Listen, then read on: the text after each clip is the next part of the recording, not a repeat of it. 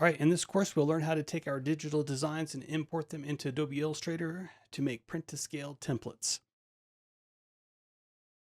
This is especially useful if you want to print your designs out and turn them into templates so you can use them at the router table or for other fabrication tasks.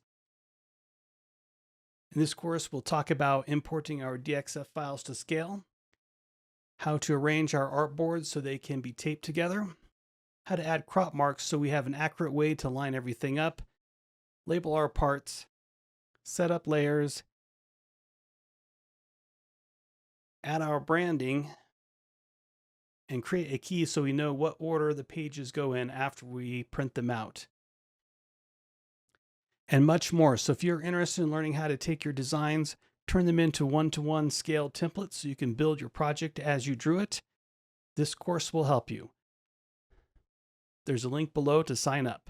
Hope to see you over there.